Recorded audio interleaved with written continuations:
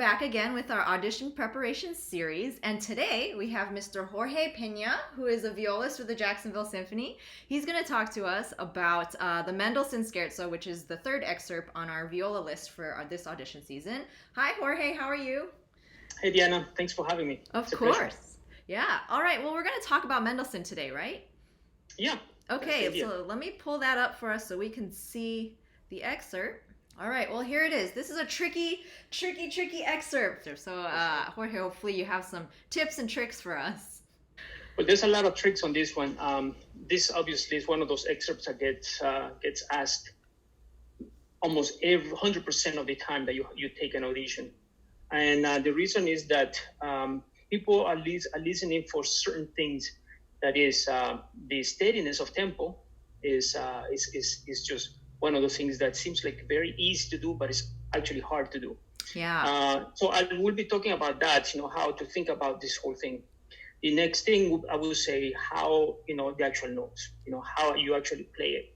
And we'll talk about that as well. The approach of how to begin every single phrase, how to begin every single time that you come off, once you have a rest, how do you start again, or if it's a continuous line. That kind of stuff. Then obviously you have the spiccato, the lightness of it. It's not just playing short. It's a quality of sound, and it's trying to get to a point where you have a lot of command. You're really in charge of how you're making it happen. Otherwise, you get nervous, and the ball is just going to start bouncing up and down like crazy. And believe me, I've seen many auditions where people come in and the only thing you hear is tak, tak, tak, tak, tak, tak, tak, tak. It's not pretty. And believe me, I've been there, done that, and I've tried many different things. Obviously, a lot of the stuff that I'm going to be talking about are things that have been passed to me through teachers and things that have been, has worked, obviously. I know in the audition room that rhythm is one of the first things we're always going to listen for. This excerpt is very exposing for that, with all of the rests and all of the momentum, a lot of technical things that can get in the way of good rhythm. And then secondly, I chose this excerpt just to figure out how much command, like you said, of the technique and the instrument that you have, and a command of the bow. Well, let's start at the beginning. Well, good. Let me just say that this is one of those excerpts that you really want to start learning it well. From the very beginning, begin with the actual beginning of the piece when the flutes actually start. It's always a good idea to have here that in mind. It starts and the clarinets take it. But just to have some kind of flow in mind. You don't want to just have this rhythm in your head, but feel it within you. Right, and I have the score pulled up right here, and you can see everything that's happening in the score. And this score you can download for free off of IMSLP. And then, Jorge, would you recommend listening to the excerpt as well, right? That's right. Yeah, listening to it. You want to familiarize yourself how it goes. This is actually one of his masterpieces. He wrote very, very when he was still very young. It's a part of a much larger piece that he had written for narration for a play. It's incidental music, right? For incidental music, that's right. Yeah. Mm-hmm. Let's get to the business here. Okay. After when the viola parts come in, the first 8 notes has a dot on it. So you want to be light. It's not about playing short. It's about playing it light. Okay. You have to have that in your head. I will start learning this excerpt starting up. So it's yang taka tika ting ting tang. Yang up always. So I'll just demonstrate. I don't know if you can see me or not. But let me put another up bow here. Here we go, Jorge. Okay. You're gonna demonstrate. So this is the very beginning. So I'm thinking yang tika tika ting ting ta yang tika tika tang tang ta. So here I go.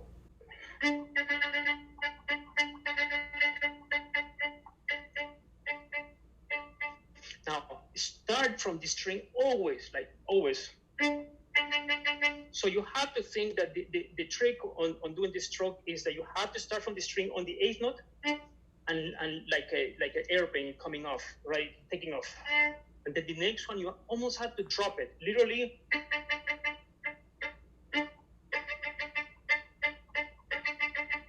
So you have yang taka taka tang tang tang tang taka taka tang. So the 16th have almost like a percussiveness to it, not rough, but a nice landing on it.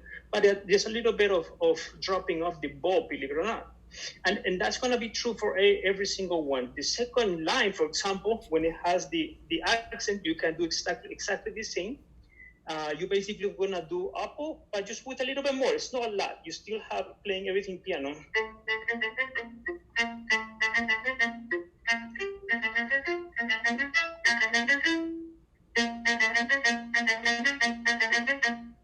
So there you have it. Okay. So that stroke is universal. Now, coming up to B, the couple majors before is you again just like I start up as well, and then the next one at B you want to start on the string.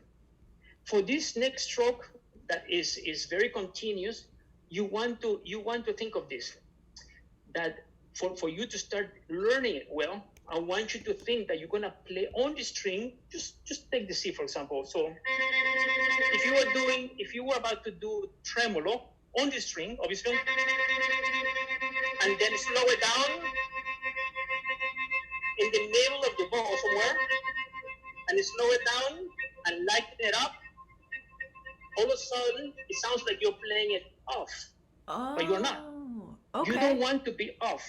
In these 16th notes, you actually have to think, oh, I'm on, but it will sound off, and that's the trick of it. So how would you practice that stroke at B? I remember when I first started learning it, the principal of Baltimore Symphony, he told me, look, Jorge, just play like this.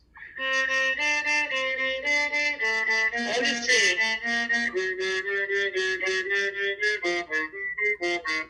On the string.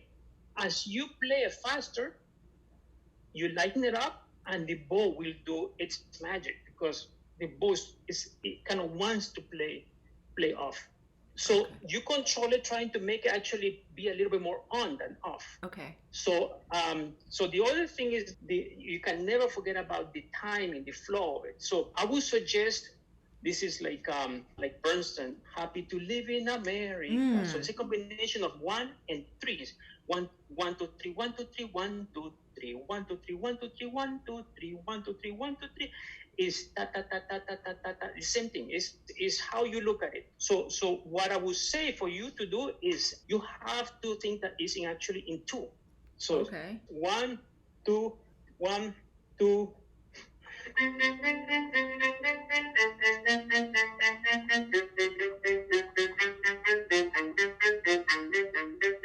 So I'm thinking in 2. Ta ta ta ta, 1, 2, 3, 1, 2, 3, 1, 2, 3. Even though the actual notes don't line up at all. Now this is the work that you have to do when you are learning it. Okay. And then obviously you're gonna have to go back and do it the right way, which is kind of more thinking in 1.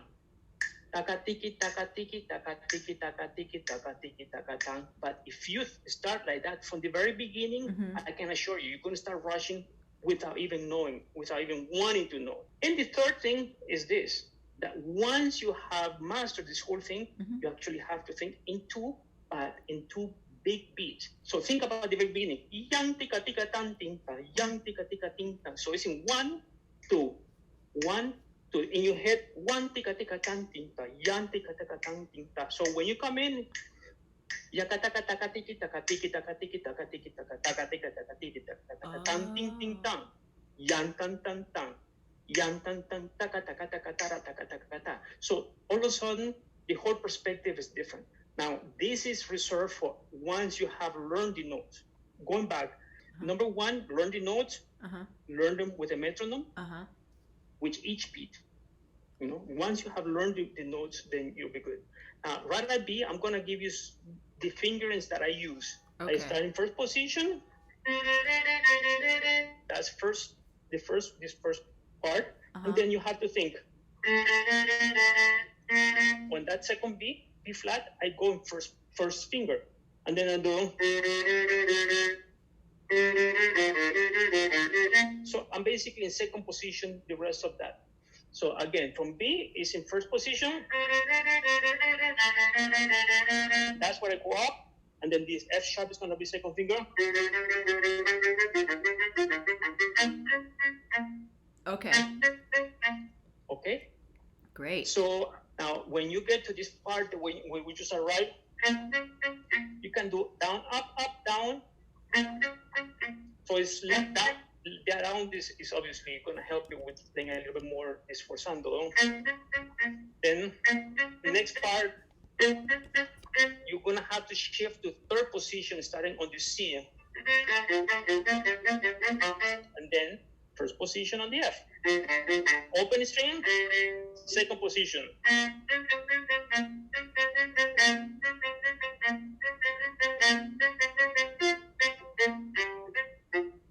And then here comes the real excerpt. Most people would like to concentrate from C to D. So again, I'm going to do a little bit slower, and I'm going to be thinking of twos and threes. Twos and threes, a combination of both. 1, 2, 3, 1, 2, 3, 1, 2, 2, 1, 2, 3, 1, 2, 1, 2, 3.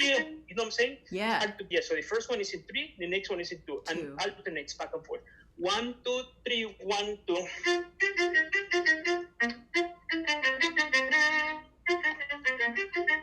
2.